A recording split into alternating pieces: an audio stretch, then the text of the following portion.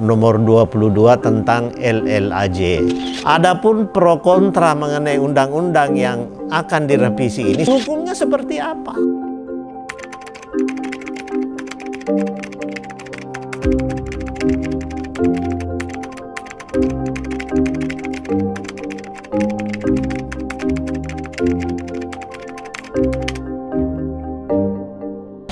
Bismillahirrahmanirrahim. Assalamualaikum warahmatullahi wabarakatuh.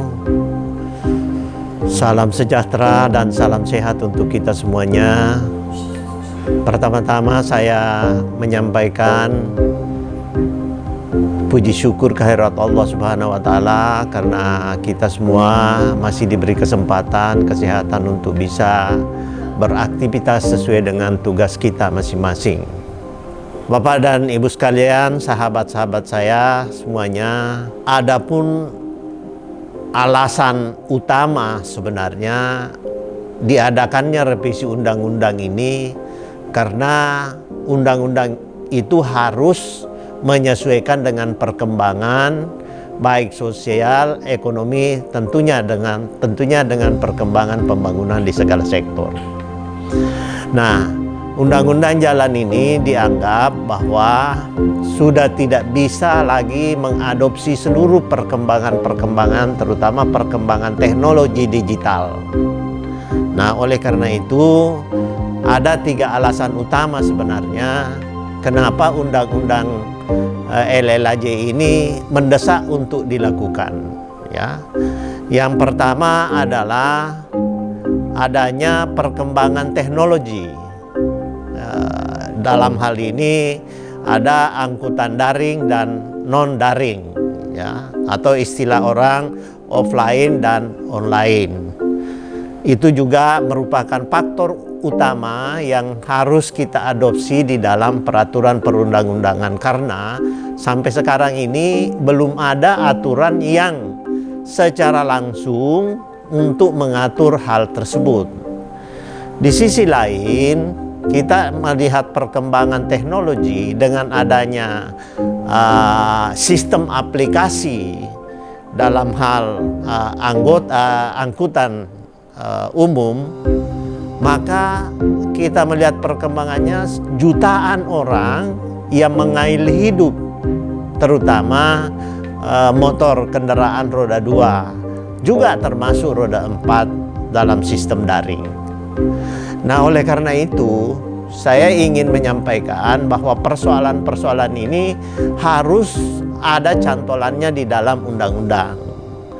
Nah, adapun pro kontra mengenai undang-undang yang akan direvisi ini sebenarnya tidak perlu ada pro kontra. Dari awal sebenarnya sudah sepakat, sudah ada naskah akademiknya, ya. Jadi tidak ada alasan sebenarnya untuk mengatakan perbedaan itu pun harus satu praksi yang berbeda pandangan. Itu hanya berbeda pandangannya. Berbeda pandangannya itu dari sisi bukan substansi sebenarnya. Berbeda pandangannya itu siapa yang melaksanakan undang-undang ini. Kalau masalah law enforcement tetap polisi dong. Tetapi dari sisi yang lain-lainnya itu tetap di Kementerian Perhubungan. Jadi tidak usah dipersoalkan karena ada yang mempersoalkan apakah polisi yang melaksanakan undang-undang ini atau semua orang berhak dan wajib melaksanakan undang-undang. Siapa yang melakukan law enforcement pasti kepolisian. Jadi tidak usah diperdebatkan antara pelaksana undang-undang ini adalah kepolisian dan Kementerian Perhubungan. Itu hanya sebagian kecil persoalannya di situ. Tadi saya sudah katakan bahwa faktor pertama itu adalah adanya perkembangan teknologi daring sehingga perlu direvisi undang-undang ini. Yang kedua, adanya persoalan-persoalan yang dihadapi yang terutama mengenai odol, ya. Itu juga harus segera diatur. Mengenai overload dan overdimensi ini sangat luas permasalahannya. Mulai daripada pabrik, otomotif, sampai pembuatan karoseri, sampai dengan sanksi-sanksi hukum, itu yang belum diatur secara cermat. Nah, awalnya sebenarnya adalah yang menjadi persoalan terjadinya odol itu adalah karena memang kalau mobil itu sudah over dimensi, ya otomatis akan mengarah kepada overload gitu loh. Ya, oleh karena itu ini juga penting dilakukan pembahasan mengenai follow up untuk menuju zero odol yang akan datang. Ya, itu faktor kedua. Nah, faktor yang ketiga adalah adanya beberapa pasal, mulai dari pasal 29 sampai pasal 34 Undang-Undang LLAJ sekarang itu tidak pernah diimplementasikan mengenai biaya preservasi jalan. Nah, biaya preservasi jalan itu harusnya bersumber dari pajak kendaraan. Karena yang pada umumnya yang lewat di jalan itu adalah kendaraan umum. Oleh karena itu perlu kita susun juga mengenai biaya preservasi jalan itu, termasuk PNBP dengan jalan itu sendiri. Nah, maksudnya apa? Agar supaya beban pemerintah dalam APBN itu bisa dipikirkan dengan baik untuk menambah pendapatan negara dari sisi penerimaan pajak yang PNBP itu, baik PNBP maupun pengenaan pajak langsung. Karena apa? Biaya preservasi jalan seluruh Indonesia itu besar biayanya. Dan saudara-saudara perlu ketahui bahwa biaya preservasi jalan ataukah biaya perbaikan jalan di seluruh Indonesia itu dari tahun 2019 sampai 2022 itu 18T saja. Padahal di sisi lain banyak jalanan yang rusak, apalagi jalanan-jalanan yang ada di daerah. Oleh karena itu, undang-undang ini nanti kita amanahkan di dalam pelaksanaannya bahwa biaya preservasi jalan itu dipungut dari pajak kendaraan dan peruntukannya untuk memperbaiki kerusakan-kerusakan jalan daerah. Ya, karena apa? Siapa yang memungut pajak kendaraan itu? Masing-masing provinsi dan daerah masing-masing.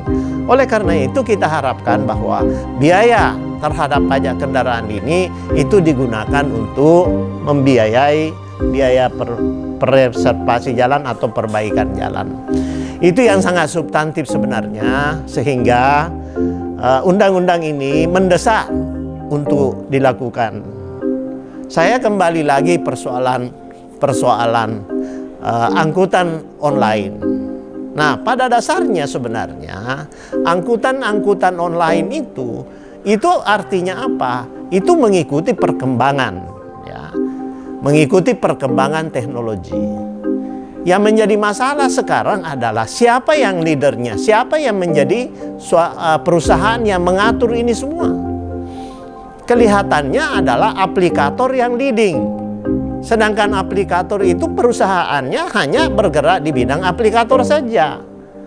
Sehingga apa? Sering terjadi bentrok kepentingan antara pengemudi baik 4 roda maupun 2 roda itu mengenai kesejahteraannya, mengenai PPN-nya, mengenai PPh-nya. Implikasi-implikasi itulah yang harus diatur di dalam Undang-Undang Lalu Lintas Angkutan Jalan ini. Yang sekarang ini cantolannya hanya ada peraturan Menteri Kemenhub dan peraturan Menteri Menkominfo. Nah, pada dasarnya undang-undang ini harus kita susun dengan baik untuk mengakomodir perkembangan-perkembangan itu. Sebab jangan sampai perusahaan aplikator ini yang menjadi leading sektor di dalam perusahaan angkutan umum yang bersifat aplikator. Di sisi lain, aplikator itu adalah hanya cara untuk mempertemukan yang membutuhkan kendaraan dan yang menyediakan kendaraan. Yang diistilahkan sekarang secara modern itu katanya marketplace, mempertemukan buyers dan seller. Nah, di situ sebenarnya kita harus lihat bahwa sebenarnya ini aplikator ini tidak bergerak di bidang transportasi. Sanksi hukumnya seperti apa? Nah, di dalam Undang-Undang LLAJ juga dikatakan bahwa keselamatan yang utama. Nah, apakah angkutan roda 2 itu sudah dijamin keselamatannya? Bagaimana caranya? Ini harus diatur semuanya. Nah, kalau dari sisi 4 roda, ada angkutan daring, ada Maxim, ada apa Gojek dan sebagainya. Itu kadangkala bersoal mengenai ganjil genap misalnya di Jakarta. Ya. Nah, di sisi lain yang daring-daring itu pada umumnya adalah plat hitam. Nah, kalau plat hitam pada umumnya dia akan beroperasi pada posisi ganjil atau genap.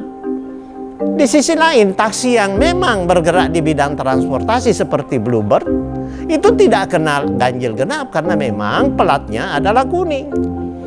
Nah, intinya adalah sebenarnya perusahaan aplikator ini sebenarnya harus menjelma diri sebagai perusahaan transportasi. Karena aplikasi itu adalah alat untuk digunakan di dalam perusahaan. Nah, Bluebird juga sudah menggunakan daring dan non-daring. Ya. Nah, kalau perusahaan angkutan tidak menggunakan aplikasi dan teknologi itu, pasti akan ketinggalan. Nah, oleh karena itu implikasi-implikasi inilah yang harus disusun secara cermat untuk mengantisipasi perkembangan teknologi di bidang transportasi. Itu saya kira substansi-substansi yang akan kita bahas di dalam rancangan undang-undang LLAJ. Belum kita bahas secara substansi, sudah ada yang hanya untuk kepentingan tertentu, sudah ada yang berbeda pendapat. Kalau saya, berbeda itu adalah dinamika, tetapi substansi yang akan kita lakukan di sini adalah bagaimana undang-undang ini bisa mengadopsi, bisa menyesuaikan dengan perkembangan ekonomi, perkembangan sosial politik, dan perkembangan teknologi. Saya kira itu yang secara umum bisa saya sampaikan. Mohon doanya masyarakat dan kawan-kawan semuanya, karena kami hanya berpikir bagaimana sudah jutaan orang, ya, sudah jutaan orang yang bergerak dan hidup di ojek online, roda 2, tetapi tidak dilindungi oleh aturan-aturan lain yang benar-benar melindungi kepentingan mereka. Persoalannya adalah persoalan keselamatan terhadap pengemudi dan persoalan kesejahteraan terhadap pengemudi. Saya kira itu yang bisa saya sampaikan. Mohon doanya supaya undang-undang ini bisa selesai. Tapi kalau toh terjadi perbedaan-perbedaan, tentu itu adalah dinamika yang memang di dalam penyusunan sesuatu undang-undang pasti ada dinamikanya. Termasuk contoh yang saya katakan, undang-undang IKN juga awal dinamikanya. Walaupun di dalam perjalanannya juga sepakat dan mungkin ada yang tidak sepakat. Karena kita itu adalah kolektif, kolegial, tidak satu orang saja yang bisa memutuskan itu, harus secara menyeluruh. Tetapi kalau ada yang tidak setuju atau ada yang tidak sependapat, satu praksi, saya kira itu adalah merupakan dinamika dan pasti akan diselesaikan secara aturan mengenai pembentukan perundang-undangan yang ada. Saya kira demikian. Terima kasih semuanya. Wabillahi taufiq wal hidayah. Wassalamualaikum warahmatullahi wabarakatuh.